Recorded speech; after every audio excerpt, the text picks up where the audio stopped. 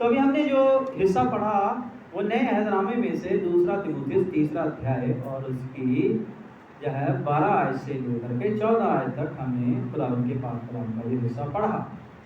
तो मेरे अजीजों, यहाँ पर क्या लिखा है, कीवर्ड्स क्या है? 12वीं आयत में, जितने मसीह यीशु में भक्ति के साथ जीवन बिताना चाहते हैं वे सब सताए जाएंगे। समझ रहे हैं वचन क्या कह रहा है? अगर आप और मैं सचमुच खुदावंद यीशु मसीह में भक्ति का जीवन गुजारना चाहते हैं, सच्ची भक्ति का जीवन गुजारना चाहते हैं, तो मेरे अजीजों हमें सताया जाएगा। ये तो एक बड़ी सच्चाई वाली बात बोल दी है, वचन में सीधा ही बोल दिया गया, साफ डायरेक्ट ये बात कर दी गई है। पर जितने मसीह यीशु में भक्ति के साथ जीवन बिताना चाहते हैं, जो ये इच्छा रखते हैं कि मैं प्रभु की भक्ति, सच्ची भक्ति करते हुए मैं अपना जीवन अब सारा गुजार दूंगा, जो ये इच्छा रखते हैं, जो चाहते हैं, तो वो एक बात और अपने कान में डाल लें कि वो सताए बहुत जाएंगे, उन्हें सताया बहुत जाएगा। ये भी बात दिमाग में डालें, फिर यीशु की भक्ति करना शुरू करें, फिर भक्ति का जीवन जीने की शुरुआत करें। पहले ही अपने पल्ले बांध लें कि उन्हें फिर सताया जाएगा। ये एक क्लियर बात कर दी गई है। पर जितने मसीह यीशु में भक्ति के साथ जीवन बिताना चाहते हैं वे सब सताए जाएंगे। तो कहने का मतलब ये है कि अगर हम सचमुच यीशु मसीह के साथ चलना चाहते हैं, अगर हम सचमुच ईमानदारी के साथ जो है उसके वचन को मान के जीवन बिताना चाहते हैं, तो मेरे जीवन सताव आएगा, हमारे जीवन हमें बहुत सताया जाएगा।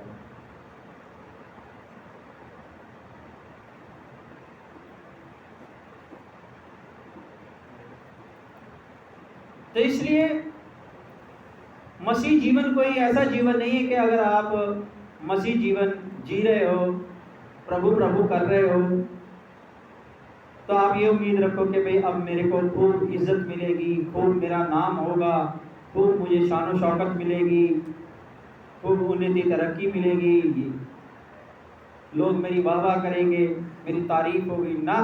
अगर सचमुच रियलिटी के अंदर यीशु की भक्ति करोगे, उसके वचन को मानोगे, तो सताव आएगा। क्योंकि अय्यूब ने चलना चाहा प्रभु के मार्ग पर, भक्ति के साथ, सच्चाई के साथ। मालूम है अय्यूब को सताया गया, बहुत सताया गया। यूसुफ ने चलना चाहा, यूसुफ बहुत सताया गया, कभी अपने भाइयों के द्वारा, कभी परदेशियों के द्वारा, कभी अपने मालिक के द्वारा, जहां नौकरी करता है, जहां भी जा रहा है उसको सताव उसका पीछा नहीं छोड़ता। अब्राहम भी सताया गया, उसके जीवन में भी सताव आया, उसका देश छूट गया, उसके लोग छूट गए, उसका कारोबार छूट गया, खाना बदोशों की तरह चल रहा है अपनी बीवी को लेकर, अपने कबीले को लेकर।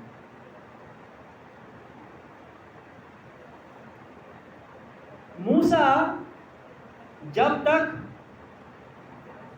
वो भक्ति का जीवन नहीं जी रहा था ना, मिस्र के अंदर खूब राज कर रहा था, बढ़िया जिंदगी थी। जैसे उसका मन बदला कि नहीं,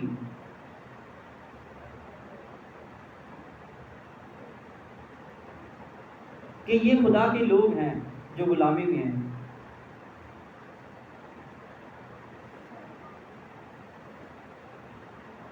मैं इनकी आवाज़ बनूंगा, खुदा के लोग हैं, मैं खुदा के वास्ते इनकी मदद करूंगा। जैसे उसने जो है खुदा का रास्ता पकड़ने की कोशिश करी, वैसे ही जो है वो उसके जीवन में सताव आ गया। उसको वहां से भागना पड़ा। पौलुस का जीवन अगर देखें, पौलुस के जीवन में भी सताव, जब तक वो भक्ति का जीवन नहीं जी रहा था, सिर्फ नाम का यहूदी था, तब तक तो वो बहुत सुख में था। लेकिन जैसे ही दमिश्क के रास्ते पर उसने प्रभु यीशु मसीह का दर्शन पाया और अपना जीवन प्रभु यीशु मसीह को दिया, क्या मैं भक्ति का जीवन प्रभु यीशु के साथ उसके वचन को मान के ही अपना जीवन गुजारूंगा ईमानदारी को, वैसे उसके जीवन में बड़ा सताव, ऐसी 12 शागिर्दों के जीवन में सताव, ऐसी प्राचीन काल की कलीसिया जो भक्ति का जीवन जी रही थी, वो सारी सताई गई। जहां जहां कलीसिया के लोग भागते थे उन्हें तितर बितर कर दिया जाता था, जहां जहां वो जाते थे उन्हें सताया जाता था। तो उन्हें सताया क्यों जाता है? देखो,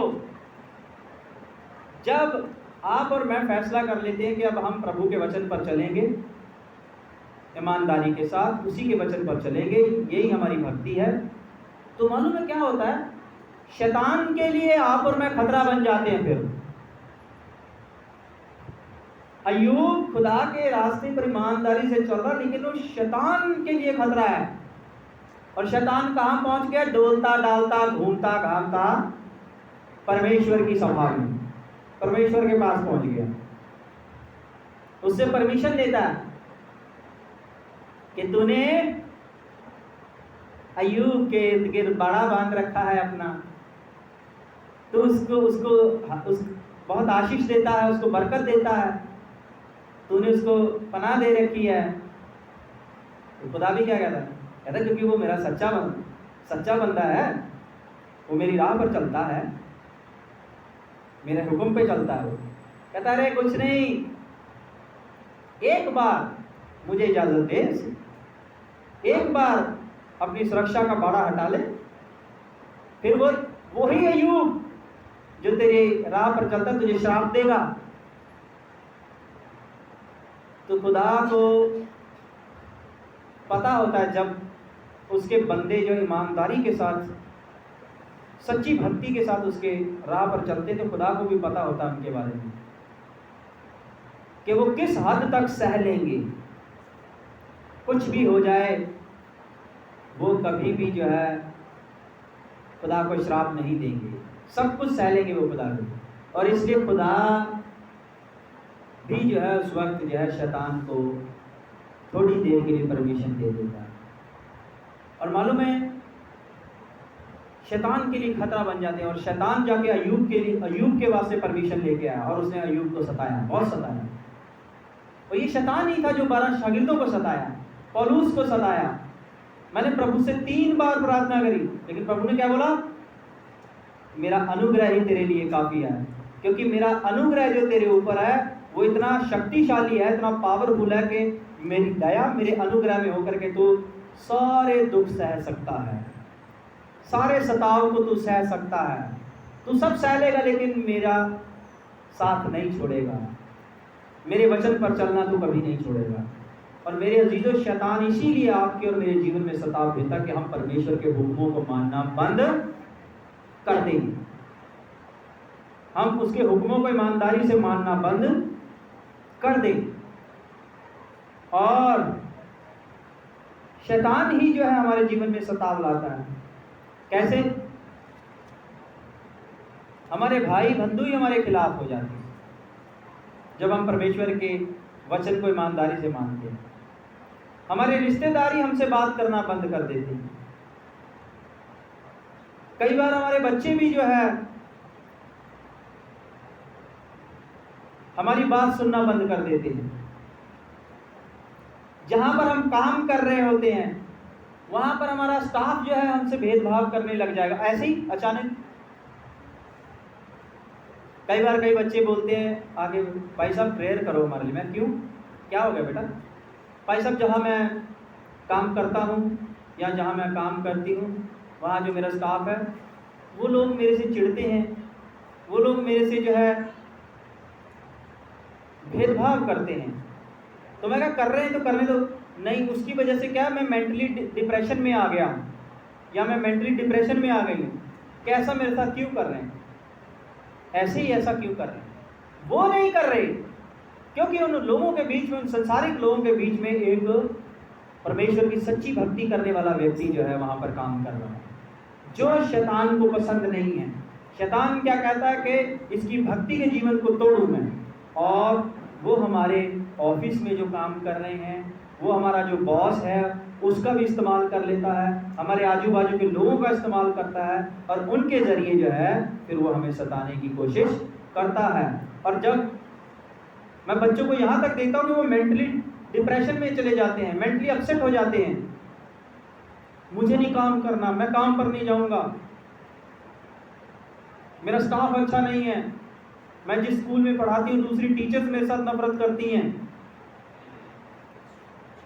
तो मतलब ये सताव जो है ना, ये जरूरी नहीं है कोई आके आपको तलवार से मारेगा या तीर भाला चलाएगा आपके ऊपर। शैतान आपके जीवन के अंदर सताव किसी भी तरीके से ले आएगा। जहां आप नौकरी कर रहे हैं ना, वहां पर आपका जो है अफसर ही आपके खिलाफ होकर आपको तंग करने लग जाएगा। आप सोचोगे यार मैंने तो इसका कुछ बिगाड़ा नहीं, ऐसा क्यों कर रहे हैं मेरे साथ, बाकियों के साथ तो ठीक है। आपके परिवार के अंदर आपके रिश्तेदार ही जो है आपसे मिलना जुलना बंद कर देंगे। कई बार आप डिप्रेशन में चले जाए, यार मैंने इसके लिए क्या क्या नहीं किया है, इसके दुख में हम खड़े हुए हैं, इसकी परेशानी में हर वक्त हम इनके साथ रहे। आज यार देखो थोड़े से इनके दिन क्या बदल गए, थोड़ी सी तरक्की क्या हो गई, ये लोग तो हमें देख के अनदेखा करते हैं, हम डिप्रेशन में जाने लग जाते हैं। ये डिप्रेशन ही हमें सताव लेके आता है, ये डिप्रेशन ही हमें जो है पागल कर देता है। जबकि वो कोई गोली नहीं मार रहे हैं आपको मेरे को, कोई थप्पड़ या कोई घूसा नहीं मार रहे हैं, लेकिन उनका हमें नजरअंदाज करना ही एक गोली और थप्पड़ से कम नहीं होता। उनका हमसे जो है बातचीत बंद कर देना, नफरत की निगाहों से देखना ही हमारे लिए कोई थप्पड़ या किसी गोली या तलवार से कम नहीं होता। कहते हैं जो एक बाहरी हथियार का जो दिया कि बाहरी हथियार से जब वार किया जाता है उससे दिया गया जख्म तो भर जाता है, लेकिन ये जो अंदरूनी जख्म दे देते हैं ना हमारे लोग, हमारे भाई बंधु, हमारे रिश्तेदार, जहाँ पर हम काम करते हैं, हमारा बॉस, हमारे स्टाफ मेंबर्स, हमारे बच्चे, हमारे मसीह समाज के ही लोग, हमारे दोस्त मित्र, सगे चाचा ताऊ, भाई भतीजे, ये जो दे देते हैं ना जख्म जो अंदरूनी, मेरे जीजो तलवार के से दिए गए जख्म के दर्द को भी आप बर्दाश्त कर लो, लेकिन इन जख्मों को लेकर के चलना आपके और मेरे जीवन के लिए बहुत मुश्किल हो जाता है। मानते हो इस बात को भी नहीं मानते हो ना? कहते जो अपने जो दिल के जख्म देते ना, आत्मा पे जो जख्म लगा देते ना, वो भुलाने बड़े मुश्किल होते हैं, लेकिन वक्त के अनुसार जो है इन सब का जो मरहम क्या है, परमेश्वर किसको बनाता है, इन सब का मरहम दवाई वक्त को बनाता है। वक्त के अनुसार ये सारे जख्म जो है वक्त ही भर देता है धीरे धीरे, लेकिन समय लगता है। समझ तो जाते, परमेश्वर वक्त के जरिए संभालता है हमें, वक्त के जरिए खुदा हमें संभालता है। धीरे धीरे जैसे जैसे वक्त गुजरता जाता है, खुदा जो है इन जख्मों को जो है भरता जाता है, और हम फिर से जो है कई सालों बाद या फिर से जो है स्टेबल होते हैं, फिर से संभलते हैं। तो ये जो सताव है ना, कभी सोचो कि जब आप परमेश्वर के मार्ग पर नहीं चलते थे, उसकी आज्ञाओं को नहीं मानते थे, जैसे संसार के लोग चलते हैं, चले चलो, है ना, जैसे संसारिक लोग संसारिक जीवन जी रहे हैं, उनके साथ जैसे वो चाहते थे वैसे ही हर बात उनकी मान लेते थे, तब मैं आपको ये बताना चाहूँगा, तब आपके साथ सब लोग खड़े होते थे, सब लोग कहते थे कि हम तुम्हारे अपने हैं, हम तुम्हारे भाई हैं, हम तुम्हारे दोस्त हैं। लेकिन जैसे ही आपने उन लोगों के हिसाब से चलना बंद कर दिया, वचन को देखने लग गए, तो वही सब लोग जो है आपको जो है आपकी आत्मा पर जख्म दे करके आपको छोड़ के चले गए।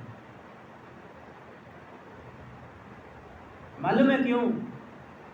क्योंकि जब तक आप उनकी तरह चल रहे थे, जैसे वो संसारिक थे आप भी संसारिक थे, शैतान के लिए खतरा नहीं थे।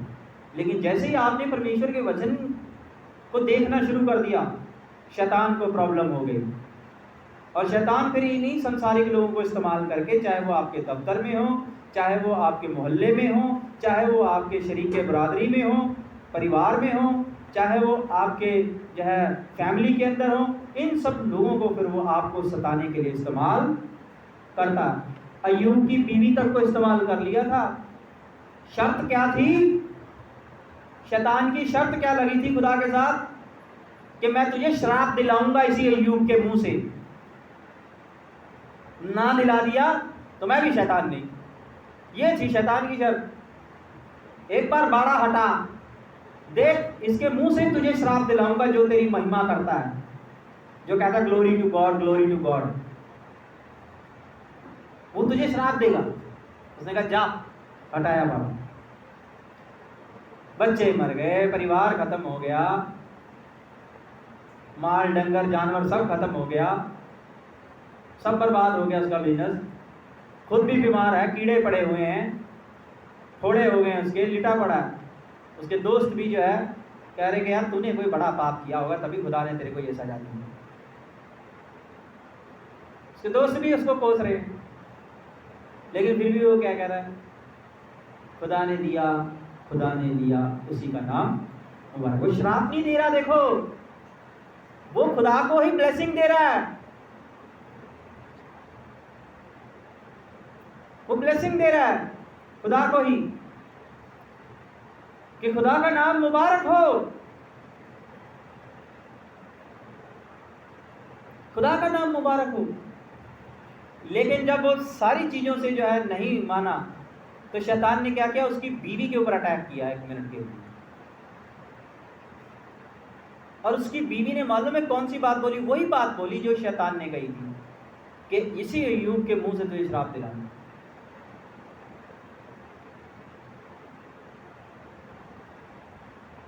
अय्यूब की बीवी कहती तो अभी भी जिस खुदा की तू इबादत कर रहा, सब कुछ तो तेरा ले लिया, सब कुछ बर्बाद हो, अभी भी तुझे श्राप नहीं देता। उसके बीवी के मुंह से क्या निकला? श्राप शब्द निकला उसके मुंह से भी। बोलने वाली वो नहीं थी, शैतान ने इस्तेमाल कर ली कि अपनी बीवी के जरिए तो श्राप दे देगा। सुन के वो तो ऐसे शैतान लोगों को, आपके आसपास के लोगों को इस्तेमाल करता है आपको सताने के लिए। तो खुदा ने क्या बोला? अय्यूब ने क्या बोला? अय्यूब कहता तू मूढ़ स्त्री है, तू मूढ़ स्त्री है, तू मूर्ख है। अरे खुदा खुदा है, उसने दिया था, उसी ने ले लिया, तो उसका नाम कल भी मुबारक था भाई, आज भी मुबारक है, उसका नाम तो सदा मुबारक ही रहने वाला है। तू तो मूढ़ स्त्री है, मूढ़ है, तू मूर्ख है। कैसी बातें करती है? उसने अपनी बीवी के हुक्म को भी नहीं माना, उसकी बीवी को भी 1 मिनट के लिए कैप्चर कर लिया भाई। देखो खुदा अपनी यीशु मसीह के 12 शागिर्द उसके साथ रहते हैं। खुदा अपनी यीशु मसीह ने क्या बोला? कि मुझे पापियों के हाथ पकड़वा दिया जाएगा, मुझे सताया जाएगा, मुझे सलीब पर चढ़ा दिया जाएगा, मैं मर जाऊंगा, फिर मैं तीसरे दिन घुटनों से जिंदा होगा, मेरा समय बहुत नज़दीक है। तो ये पहली बातें बता दी थी। ये जरूरी है कि मसीह दुख उठाए। पतरस को भी जो है थोड़ी देर के लिए शैतान ने जो है अपने कब्जे में कर लिया, और पतरस के जरिए बोलता है वो, लेकिन खुदा ने उसी वक्त बोला कि शैतान दूर हो। यानी वो उसके चेलों के द्वारा ही जो है यीशु की कुर्बानी को रोकना चाह रहा, सलीबी कुर्बानी को। लेकिन प्रभु को सारा पता कि इस वक्त चेला नहीं बोल रहा, चेले को कंट्रोल में कर लिया कुछ देर के लिए शैतान ने। उसके जरिए शैतान बात कर रहा है कि परमेश्वर की योजना को रोका जाए। ऐसे ही आप और मैं जब परमेश्वर के वचन को मानने लग जाते हैं, उस पर चलने लग जाते हैं, तब वो शैतान क्या करता है? आपके और मेरे अपने लोगों को ही, आजू बाजू के लोगों को ही जो है खड़ा करता है आपको और मुझे सताने के लिए, ताकि आपको और मुझको परमेश्वर के वचन के ऊपर चलने से रोका जाए। क्योंकि आप और मैं परमेश्वर की योजना में आ गए। परमेश्वर की योजना यही है कि उसके लोग उसकी बात को माने। जब तक इस दुनिया में उसकी बात को माने, यानी उसके कलाम को माने, उसके हुक्मों को माने और उसके हुक्मों पर चलते हुए अपनी जिंदगी बसर कर दें, यही उसकी प्लानिंग है, यही उसकी योजना है आपके और मेरे लिए। और जब हम उस योजना में आने लगते हैं, उसकी भक्ति सच में ईमानदारी से करने लगते हैं, तब उस खुदा की योजना, उसके प्लान को फेल करने के लिए जो है शैतान जो है उस व्यक्ति के जो लोग आसपास हैं, और ऐसे व्यक्ति जिन व्यक्ति से वो बहुत प्यार करता है, ऐसे व्यक्ति जिन व्यक्तियों पे वो सबसे ज़्यादा भरोसा करता है, उन सब पर अटैक करता है शैतान, और उनके जरिए जो है उसको खुदा के मार्ग से भटकाने की कोशिश करता है। आदम जो था, आदम को भटका नहीं सकता था शैतान, आदम के सामने नहीं आया वो, लेकिन वो आया तो किसके पास, उसने किसका इस्तेमाल किया, किसके जरिए उसने आदम को भटकाया, मालूम है खुदा के कलाम से, उसके जरिए जिसके ऊपर आदम सबसे ज्यादा भरोसा रखता था, उसकी बीवी हव्वा। आदम हव्वा पे सबसे ज्यादा यकीन रखता था और सबसे ज्यादा मोहब्बत हव्वा से करता था, अपनी पत्नी से, जिस पे वो सबसे ज्यादा भरोसा करता था, जिससे वो सबसे ज्यादा प्यार करता था, उसी के पास इब्लीस आया, शैतान आया, और उसी को अपने कब्जे में करके उसके जरिए जो है उसको वो फल खिला दिया जो खुदा ने मना किया। तो ये शैतान की तरकीब है, वो आपको खुदा के रास्ते से हटाने के लिए, रोकने के लिए सताएगा। ये सताव इसीलिए ताकि आप फिर से उसी जिंदगी में चले जाओ, आप फिर से जो है संसारिक बन जाओ, इसीलिए सताव आता है। और उसका सताने का तरीका क्या है, वो आपको डायरेक्ट सताएगा तो आप और ज़्यादा मजबूत हो जाओगे, लेकिन अगर वो आपको आपके अपनों के जरिए सताएगा, आपके लोगों के जरिए सताएगा, आपके मसीह समाज के जरिए आपको सताएगा, आप जहाँ नौकरी करते हो आपके स्टाफ के जरिए, आपके बॉस के जरिए आपको सताएगा, तो वो जो चोटें होंगी ना, वो आपके शरीर पर नहीं लगी, वो यहाँ और यहाँ लगती जाएंगी, समझ रहे हो, दिल और दिमाग पे लगेंगी, और दिल और दिमाग पे लगी हुई चोटें जो इंसान को तोड़ देती हैं।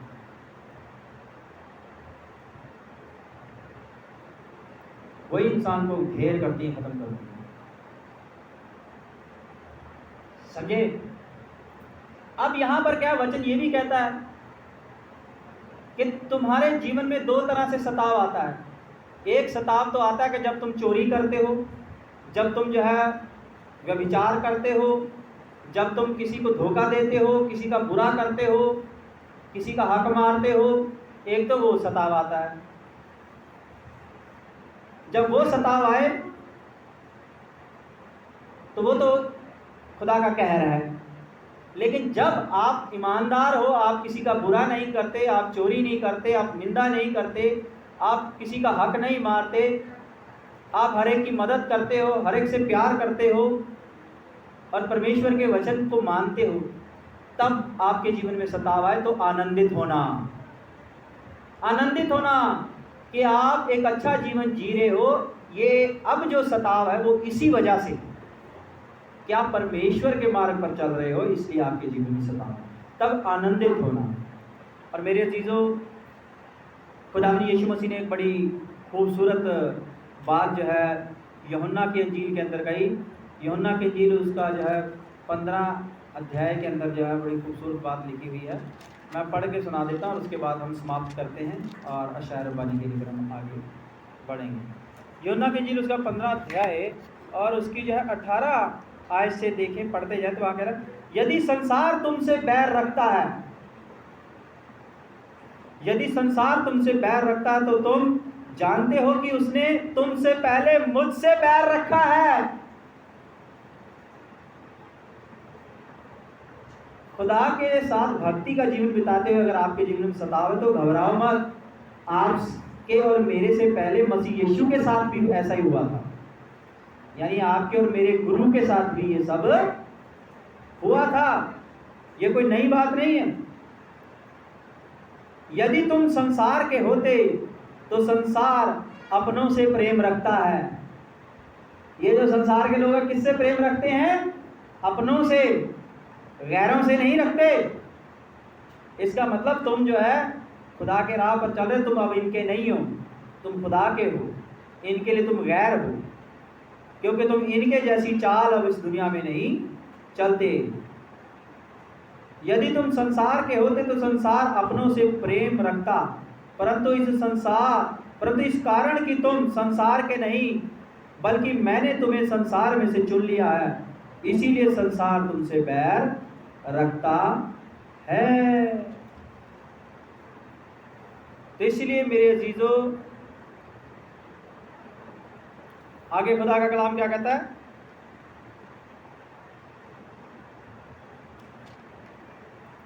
यदि उन्होंने मुझे सताया तो तुम्हें भी सताएंगे। खुदावन यीशु मसीह इस दुनिया में आया, कोई आराम तलब जीवन नहीं जी के गया। बाइबल पढ़ लो, क्या आराम की जिंदगी जी के गया? वो बचपन से लेकर के जहाँ अपनी कुर्बानी तक बड़ा हो गया, कुर्बानी तक सताया ही गया। पैदा हुआ तो हेरोदेस पीछे लग गया, उसके चक्कर में सारे बच्चे मरवा दिए। ढूंढो यीशु कहाँ है? मरियम और यूसुफ का बच्चा। पैदा हुआ तो बेचारा कहाँ हुआ? चरनी में, खुरली में। कोई आराम वाली जगह थी? गंदगी, स्मेल, बदबू। पैदा भी देखो कहाँ हुआ। उसके लिए बेचारे के लिए चारपाई भी नहीं थी। जहां जानवर जुगाली करते, चारा खाते, वो खुरली उसके लिए रखी हुई। तो खुदावन यीशु मसीह अपनी कुर्बानी तक उसने जो है सताव का ही सफर तय किया है। तो वो कह रहा है जब इन्होंने मुझे सताया तो तुम्हें भी, जब तुम मेरे मार्ग पर चलोगे तो सताएंगे। तो इसलिए मेरे अजीजों, जब आप और मैं खुदा के हुक्मों को मानने लग जाते हैं ईमानदारी से, तो शैतान जो है हमारे आजू बाजू के लोग, हमारे कुलीग्स, हमारा स्टाफ, हमारा बॉस, हमारे रिश्तेदार, हमारे सगे संबंधी, हमारा शरीका बिरादरी, कई जगहों से हमें सताता है। मेंटली हमें जो है चोट मारता है, और हमारे शरीर के ऊपर जो है, हमारी आत्मा के ऊपर चोटें मारता है, हमारे दिलो दिमाग को जख्मी करता है, ताकि हम सताए जाए, परेशान हो जाए, फिर से जो है उसी वापस पुरानी ज़िंदगी में लौट आएंगे।